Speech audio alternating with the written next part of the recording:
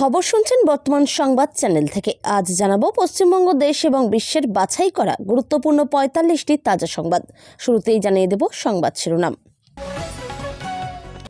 সরকার গড়তে বিজেপির সমর্থনে রাজি, তৃণমূলের সাঁড়াশি আক্রমণে পড়ে ভোল বদল হুমায়ুনের। নন্দীগ্রামে সমবায় সমিতির নির্বাচনে উড়ল সবুজ আবির, ব্যাপক জয় তৃণমূলের। বেহালার শখের বাজারে তৃণমূল বিজেপির তুমুল সংঘর্ষ, সভামঞ্চে আগুন, ব্যাপক ভাঙচুর। নতুন কেলেঙ্কারির পর্দা ফাঁস হতে চলেছে রাজ্যে, আমি ক্লু পেয়েছি বললেন বিজেপির সাংসদ অভিজিৎ গঙ্গোপাধ্যায়। তৃণমূল বিজেপি সংঘর্ষ, উত্তপ্ত নন্দীগ্রাম, বাড়ি ভাঙচুর, আহত ১২। আইএসএফ তৃণমূল বিবাদে ফের উত্তপ্ত ভাঙড়, বোমাবাজি, এলাকায় মোতায়েন বিশাল পুলিশ। রেশারেশিতে ভয়াবহ দুর্ঘটনা, যাত্রীবাহী বাস উল্টে মৃত ১, আহত ৩০। কুমারগঞ্জে মাইক্রো অবজারভারকে সপাটে চোর, মারল কারা, কি প্রতিক্রিয়া শুভেন্দুর? ইউনূসের দেশের বাংলাদেশে ফের হিন্দু হত্যা, হিন্দু যুবককে জীবন্ত পুড়িয়ে মারল দুষ্কৃতীরা। যা লাগিয়ে বেছে নিন, ট্রাক ভর্তি নথি কাঁধে নিয়ে কমিশনের দরজায় নন্দীগ্রামের বাসিন্দা। ভোট উৎসবে মেতে উঠুন, মন কি বাতে তরুণ ভোটারদের কি নির্দেশ দিলেন মোদি? ডিএ নিয়ে ভোটের আগে সাঁড়াশি চাপে নবান্ন, ৩টি দাবি নিয়ে আন্দোলনে নামছেন সরকারি কর্মীরা। ময়নাতদন্তের রিপোর্ট মানতে নারাজ আলাউদ্দিনের পরিবার, কি বলছে বেলডাঙ্গার পুলিশ? মানুষের ভোটাধিকার লুট করতে ব্যস্ত, এদিকে সেই কমিশনই ভোটার দিবস পালন করছে, স্তম্ভিত মমতা। মতুয়া ধর্মের নামে জমি হাতানোর অভিযোগ, কাঠগড়ায় শিলিগুড়ির দাপুটে তৃণমূল নেতা। পাসপোর্ট আমি দেখাবো না, এটাই আমার প্রতিবাদ, এসআইআর এর শুনানি কেন্দ্রে হয়রানির অভিযোগ তুললেন মন্ত্রী শশী। শখের বাজার শিবকালী মন্দিরে দুঃসাহসিক চুরি, লুট প্রণামীর বাক্স, সোনার জিভ। আরজি করে তদন্তে তদারকির দায়িত্বে ছিলেন, প্রজাতন্ত্র দিবসে সেই সিবিআই কর্তাকে পুলিশ পদক দিচ্ছে মোদী সরকার। সুতি থানার অভিযানে উদ্ধার ১ লক্ষ ভারতীয় জাল নোট, ধৃত ২, চাঞ্চল্য পুলিশ মহলে। দৃষ্টিহীন ভোটারকে এসআইআর শুনানির নোটিশ, প্রশ্নের মুখে নির্বাচন কমিশন। যোগীজির প্রশাসনের সামনে পড়লে প্যান্ট খুলে পালাতো, মনিরুল ইসলামকে কটাক্ষ সুকান্তর। দিল্লির হিল্লির সিদ্ধান্ত চলবে না, জোট সংশয়ের মাঝেই কংগ্রেসকে তীব্র ভাষায় বিঁধলেন সেলিম। গুণধর সন্তানের কীর্তি, সংসারের নিত্যদিন ঝামেলায় মাকেই খুন যুবকের, নদিয়া থেকে ধৃত পলাতক। সুপ্রিম কোর্টের নির্দেশ অমান্য কমিশনের, শুনানিতে ডকুমেন্ট জমা দিলেও মিলছে না রসিদ। টিএমসি সমর্থকদের বাদ দেওয়ার চেষ্টা, শুনানির নোটিশ পেয়ে ফুঁসে উঠলেন দেবাংশু। নাবালিকাকে ধর্ষণের অভিযোগে উত্তপ্ত কোচবিহারের গ্রাম, জখম থানার ওসি, গ্রেপ্তার ৮, ১২ ঘন্টার বন্ধ এলাকায়। নন্দীগ্রামে সমবায় সমিতির নির্বাচনকে কেন্দ্র করে ধুন্ধুমার কাণ্ড, তৃণমূল প্রার্থীদের বাড়ি ভাঙচুর, আহত ১২। গলায় ধারালো অস্ত্র ধরে নাবালিকাকে যৌন নির্যাতন, পাড়ার দাদুর, বিক্ষোভ অবরোধে উত্তাল মেখলিগঞ্জ। এসআইআর ও এনআরসি বাতিলের দাবিতে মঙ্গলে মুর্শিদাবাদে ১২ ঘন্টা বন্ধের ডাক। লজিক্যাল ডিসক্রিপেন্সি, আনম্যাপড ভোটার ১.৫ কোটির বেশি, রাত ৯:৩০ পর তালিকা প্রকাশ কমিশনের। এটা ট্রেলার, পাঞ্জাবে বিস্ফোরণে খলিস্তানি যোগ, ২৬শে জানুয়ারি নাশকতার আশঙ্কায় দেশ জুড়ে বাড়ছে নিরাপত্তা। কর্মীরা গরু, বেফাঁস মন্তব্যে দলেই বিক্ষোভের মুখে তৃণমূল বিধায়ক, পাল্টা সিন্ডিকেটকে নিশানা। এসআইআর নিয়ে মিথ্যা প্রচার চলছে, ভোটার দিবসে জ্ঞানেশ কুমারের মন্তব্যের জেরে সিইও দপ্তরে তীব্র অশান্তি। ২টো কিডনি বিকল, মাসে খরচ ৩০,০০০, এখন ভরসা সেবাশ্রয়, স্ত্রীকে নিয়ে নন্দীগ্রামের ক্যাম্পে শুভাশিস। ১৫ বছর ধরে ১৩,০০০ গাছ লাগিয়ে প্রধানমন্ত্রীর মন জিতলেন বাংলার বিনয়। ১০,০০০ আদিবাসীকে এসআইআর নোটিশ, কিসের কাগজ, আমরাই আদি বাসিন্দা, অনশনে বসলেন তৃণমূল নেতা। আদরের অছিলাই প্রতিবেশী কন্যাকে বাড়িতে ডেকে যৌন নির্যাতন, গ্রেপ্তার তৃণমূল নেত্রীর পুত্র। বিষ খেয়ে বিফল, রেল লাইনে মাথা দিলেন নোটিশ পাওয়া যুবক, রাজ্যে এসআইআর আতঙ্কে মৃত আরও ৩। ভোটাধিকার রক্ষায় জাতীয় ভোটার দিবসে রাজ্য জুড়ে প্রতিবাদ তৃণমূলের। মহিলাদের অগ্রগতি, দেশের উন্নতি। জাতির উদ্দেশ্যে ভাষণে নারী শক্তির জয়গান রাষ্ট্রপতির। সেরা বিএলও হিসেবে পেয়েছেন পুরস্কার, তাকে এবার ডাকা হলো এসআইআর শুনানিতে। মেলেনি অ্যাম্বুলেন্স, বিজেপি শাসিত মধ্যপ্রদেশে স্ত্রীকে ঠেলায় চাপিয়ে হাসপাতালের পথে বৃদ্ধ, মাঝপথে সব শেষ। এতক্ষণ শুনছিলেন সংবাদ শিরোনাম, এবার আসছি বিস্তারিত খবরে। বিস্তারিত খবর শোনানোর পূর্বেই আপনাদের কাছে করব একটি ছোট্ট অনুরোধ। বর্তমান সংবাদ চ্যানেলের খবর প্রত্যেকদিন শোনার জন্য চ্যানেলটি এক্ষুনি সাবস্ক্রাইব করে নিন। 26-এর বিধানসভা নির্বাচনে জনতা উন্নয়ন পার্টি 100 আসন পেলে তিনিই হবেন মুখ্যমন্ত্রী। সরকার গড়তে বিজেপি সমর্থন দিলে নেব। এই মন্তব্যে তৃণমূল কংগ্রেসের সাঁড়াশি আক্রমণের মুখে অবশেষে ভোল বদল করলেন জনতা উন্নয়ন পার্টির চেয়ারম্যান হুমায়ুন কবির। সোশ্যাল মিডিয়ায় হুমায়ুন কবির নিজের প্রোফাইলে একটি নিজের বক্তব্যের ভিডিও পোস্ট করে শাসক দলের বিরুদ্ধে তোপ দেখেছেন। এদিন হুমায়ুন কবির বলেন, আমি সেদিন স্পষ্ট করে বলেছিলাম, আগামী নির্বাচনে জনতা পার্টি যদি একক সংখ্যাগরিষ্ঠতা না পায়, তবে আমরা পশ্চিমবঙ্গের স্বার্থে এবং সাধারণ মানুষের উন্নয়নের জন্য যে কোনো গণতান্ত্রিক শক্তির সমর্থনে সরকার গড়তে পারি। আমি আরও বলেছিলাম, বিজেপির সমর্থন হোক কিংবা তৃণমূলের, যে আমাদের শর্ত মেনে মানুষের উন্নয়নের পাশে দাঁড়াবে, আমরা তাদের সমর্থন নিয়েই চলব। দুঃখের বিষয়, তৃণমূল কংগ্রেস আজ এতটাই দিশেহারা যে আমরা পুরো বক্তব্য প্রকাশ করার সাহস তাদের নেই। ভিডিওটি এমনভাবে এডিট করা হয়েছে যাতে আমার ভাবমূর্তি নষ্ট করা হচ্ছে। তৃণমূল আমার ভাবমূর্তি নষ্ট করার জন্য তাদের অফিসিয়াল ফেসবুক পেজে আমার বক্তব্যের অর্ধাংশ ভিডিও পোস্ট করেছে। ধিক্কার জানাই ওদের। বসিরহাটের মাওলানাবাদ দরবারে এসে হুমায়ুন কবির বেলডাঙ্গার পরিযায়ী শ্রমিক আলাউদ্দিন শেখের মৃত্যু প্রসঙ্গে সরাসরি দাবি করেন, এটি আত্মহত্যা নয়, একটি পরিকল্পিত খুন। তার অভিযোগ, ঘটনার প্রকৃত সত্য আড়াল করতে পরিকল্পিতভাবে একটি ভুয়ো রিপোর্ট তৈরি করানো হয়েছে। তার মতে আত্মহত্যার তত্ত্ব সম্পূর্ণ মিথ্যা এবং খুনের ঘটনাকে ধামাচাপা দিতে প্রশাসনিক স্তরে নানা পরিকল্পনা হয়েছে। পাশাপাশি হুমায়ুন এদিন জানান, দীর্ঘদিন ধরে শিলান্যাস হয়ে থাকা বেলডাঙ্গার বাবরি মসজিদের নির্মাণ কাজ আগামী 11ই ফেব্রুয়ারি থেকেই শুরু হবে। পূর্ব মেদিনীপুর জেলা নন্দীগ্রামে সমবায় নির্বাচনে আবার বড় জয় পেল রাজ্যের শাসক দল তৃণমূল। রবিবার নন্দীগ্রাম 2 নম্বর ব্লকের রানীচক সমবায় সমিতির নির্বাচনে 27টি আসনে তৃণমূল প্রার্থীরা বিপুল ব্যবধানে জয়লাভ করেন। ওই সমবায় নির্বাচনে মোট 45টি আসন ছিল, বিজেপি পেয়েছে মাত্র 18টি আসন। এদিন নির্বাচনের ফলাফল প্রকাশ হওয়ার পরও ওই এলাকায় সবুজ আবির খেলায় মেতে ওঠে স্থানীয় তৃণমূল নেতাকর্মী সহ সাধারণ মানুষজন। বাংলায় বিধানসভা নির্বাচন আসন্ন, তার আগে বিরোধী দলনেতা শুভেন্দু অধিকারী গড় বলে পরিচিত নন্দীগ্রামের রানীচক সমবায় সমিতির নির্বাচন তৃণমূল নেতা কর্মীদের প্রার্থী অক্সিজেন যোগাযোগ বলে মনে করছে রাজনৈতিক মহল। শনিবার রাত থেকেই ওই সমবায় সমিতির নির্বাচনকে কেন্দ্র করে উত্তেজনা ছিল নন্দীগ্রামে। তৃণমূল বিজেপি সংঘর্ষে উত্তাল হয়ে উঠেছিল এলাকা। তৃণমূল সমর্থিত প্রার্থীদের বাড়িতে গভীর রাতে বিজেপি কর্মীরা হামলা চালায় বলে অভিযোগ উঠেছিল।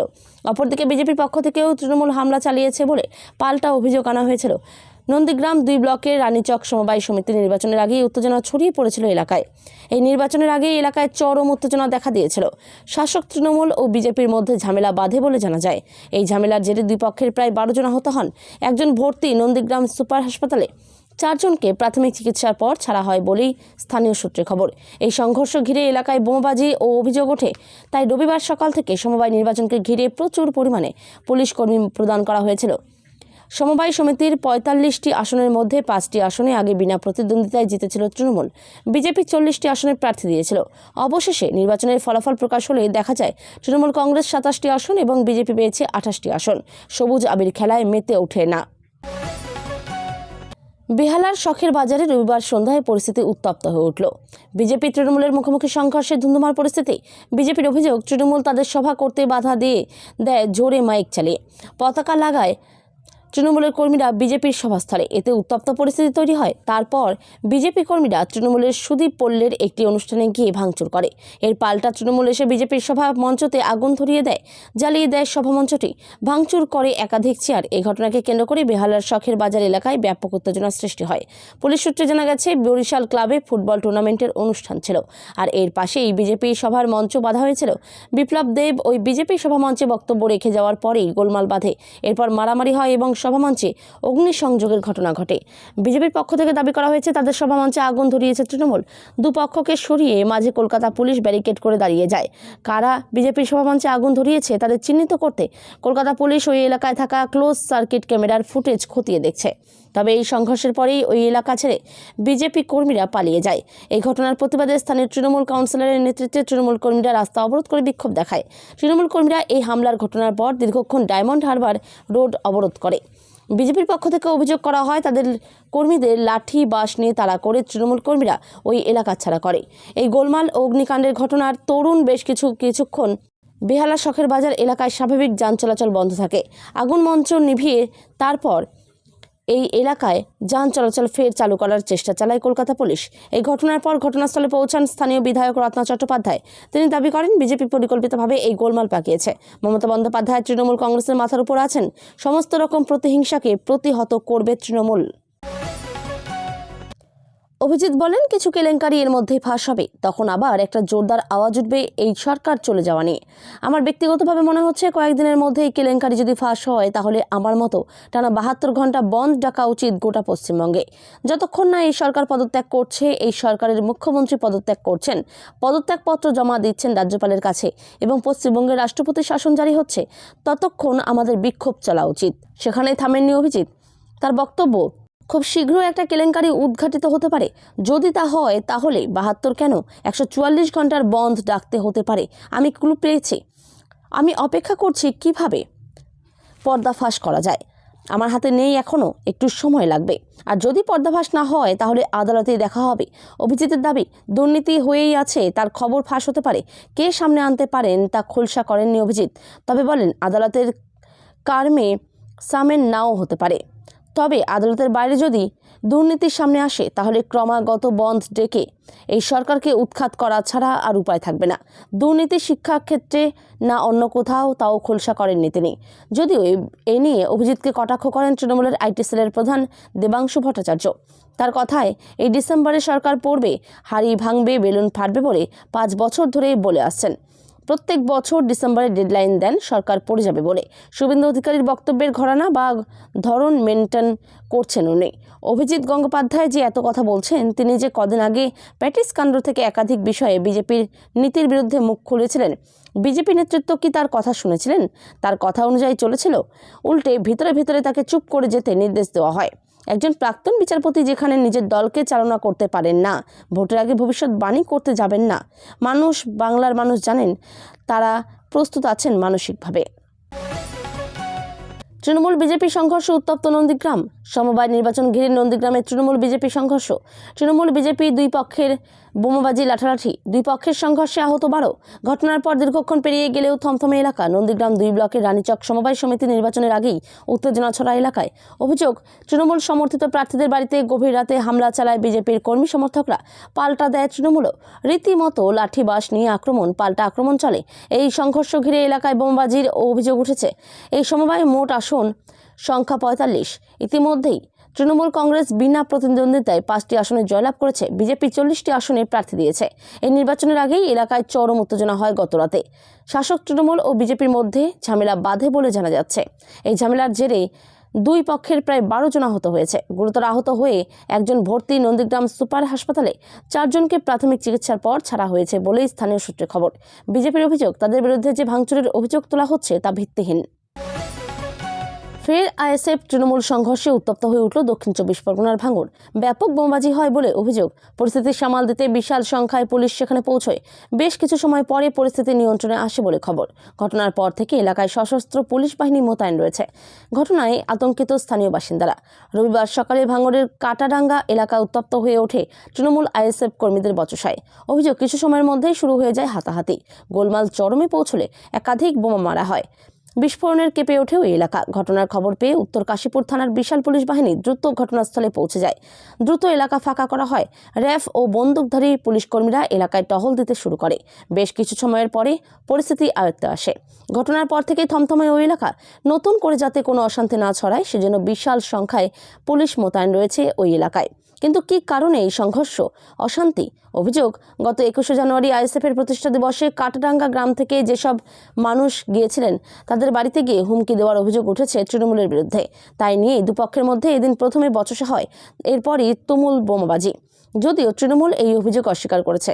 তৃণমূল বিধায়ক শওকত মোল্লা জানিয়েছেন আইএসএফ এই বোমাবাজি করেছে, তাদের পক্ষ থেকেই হামলা চালানো হয়েছে।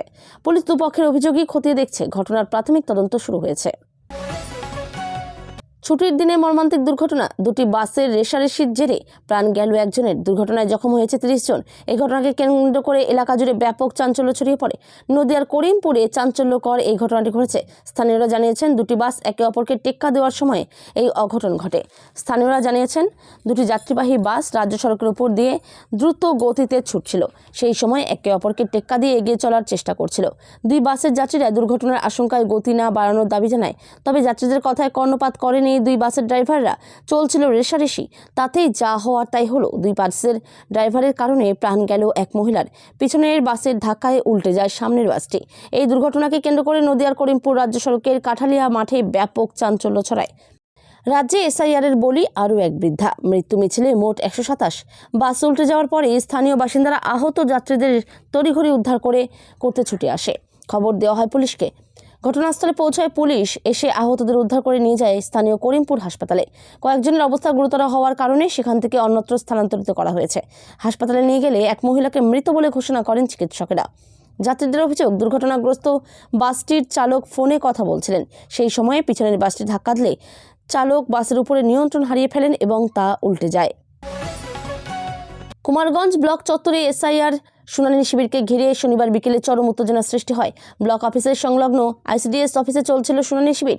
সেখানে কুমারগঞ্জ ব্লকের জাখিরপুর পঞ্চায়েতের 123, 124 ও 125 নম্বর বুথের ভোটারদের শুনানি নেওয়া হচ্ছিল। অভিযোগ, শুনানির সময় 2 শতাধিক মানুষের নথিতে নো ম্যাচিং লেখা হয়। এই সিদ্ধান্তকে কেন্দ্র করেই ক্ষোভে ফেটে পড়েন হিয়ারিংয়ে আসা কয়েকশো মানুষ। অভিযোগ ওঠে, উত্তেজিত জনতা ঘরের মধ্যেই মাইক্রো অবজারভার দিব্যেন্দু গড়াই ও দিলীপ লাকড়া নামে আরও এক আধিকারিককে মারধর করে। দিব্যেন্দু গড়াই এলআইসির কর্মী এবং দিলীপ লাকড়া কৃষি দপ্তরের কর্মী বলে জানা গেছে। পরিস্থিতি নিয়ন্ত্রণে আনতে ঘটনাস্থলে বিশাল পুলিশ বাহিনী ও র্যাব মোতায়েন করা হয়। সূত্রের দাবি, খোদ বিডিও আহত 2 আধিকারিককে উদ্ধার করে নিজের চেম্বারে নিয়ে যান। শেখ হাসিনা দেশ ছাড়ার পর বাংলাদেশে ইউনূসের রাজত্ব শুরু হয়েছে। এই মোহাম্মদ ইউনূসের আমলে এই পদ্মাপাড়ে কট্টরপন্থীদের দাপাদাপি যেন বেড়েই চলেছে।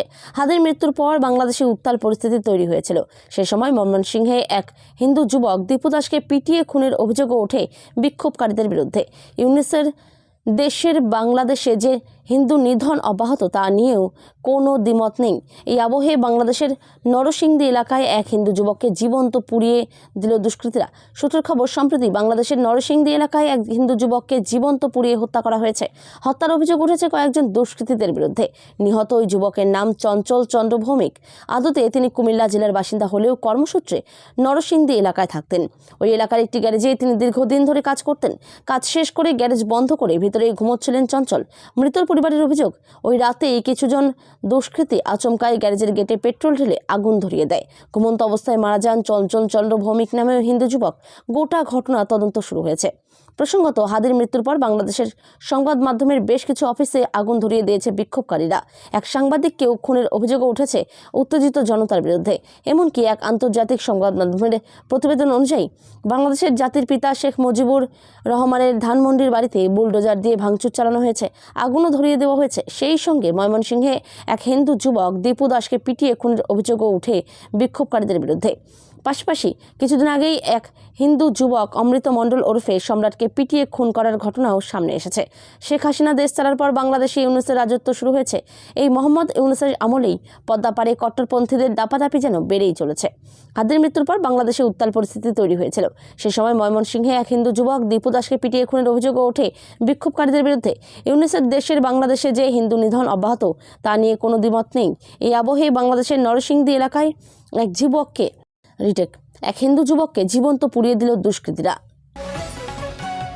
চূড়ান্ত ভোটার তালিকা প্রকাশের আগে রাজ্য জুড়ে এসআইআর প্রক্রিয়ার শুনানি চলছে। শুনানিতে হাজির হতে ভোটারদের সঙ্গে আনতে হচ্ছে একাধিক নথি। কোথাও কোথাও এই প্রক্রিয়া নিয়ে হয়রানির অভিযোগ উঠেছে। এর মধ্যেই পূর্ব মেদিনীপুরের নন্দীগ্রামে দেখা গেল একেবারে ব্যতিক্রমী ছবি, যা ঘিরে শোরগোল পড়ে গিয়েছে। রবিবার নন্দীগ্রামের এক ব্লকের কেন্দামারি জলপাই গ্রাম পঞ্চায়েতের একটি শুনানি কেন্দ্রে মাথায় করে একটি বড় ট্রাঙ্ক নিয়ে হাজির হন এক ভোটার। ওই ভোটারের নাম শেখ সাইফুদ্দিন। তিনি 230 নম্বর বুথের বাসিন্দা। জানা গিয়েছে, তার পরিবারের 7 জন সদস্যের নাম সংক্রান্ত শুনানির জন্য তাকে ডাকা হয়েছিল। কিন্তু কোন কোন নথি লাগবে তা স্পষ্টভাবে বুঝতে না পারায় তিনি বাড়িতে থাকা সমস্ত কাগজপত্র একসঙ্গে ভরে একটি ট্রাঙ্ক করে নিয়ে আসেন। আরও পড়ুন, গাছের কুলপাড়া নিয়ে বিবাদ, গুলি চালানোর অভিযোগ কুলতলিতে, আহত 2। শেখ সইফুদ্দিনের বক্তব্য, আমার বাড়িতে যত নথি ছিল সব নিয়ে এসেছি, যেটা দরকার হবে আধিকারিকরা এখান থেকেই নিয়ে নেবেন, আলাদা করে কোনো কাগজ লাগবে বলা হয়নি, তাই পুরো ট্রাঙ্কটি মাথায় করে নিয়ে এসেছি। তার এই উপস্থিতি দেখে শুনানি কেন্দ্রে ভিড় জমে যায়। অনেকেই মোবাইলে ছবি তুলতে শুরু করেন, আর মুহূর্তের মধ্যেই সেই ছবি ঘটনাকে ঘিরে শুরু হয় রাজনৈতিক চর্চা। নন্দীগ্রামে 1 ব্লক তৃণমূল কংগ্রেসের কোর কমিটির সদস্য শামসুল ইসলাম অভিযোগ করেন, এসআইআর নামে সাধারণ মানুষকে অহেতুক হয়রানি করা হচ্ছে বলেই এমন পরিস্থিতির সৃষ্টি হচ্ছে। অন্যদিকে বিজেপির তমলুক সাংগঠনিক জেলা সদস্য অভিজিৎ মাইতি পাল্টা দাবি করেন, তৃণমূলই মানুষকে বিভ্রান্তি করছে, যার ফলে এ ধরনের পরিস্থিতি তৈরি হচ্ছে। যদিও গোটা ঘটনার উপস্থিত নির্বাচন আধিকারিকরা প্রকাশ্যে কোনো মন্তব্য করতে চাননি, তবে নথি ভর্তি ট্রাঙ্ক মাথায় করে শুনানিতে হাজির হওয়ার সেই দৃশ্য রাজ্য জুড়ে এসআইআর প্রক্রিয়া নিয়ে নতুন করে প্রশ্ন তুলে দিল।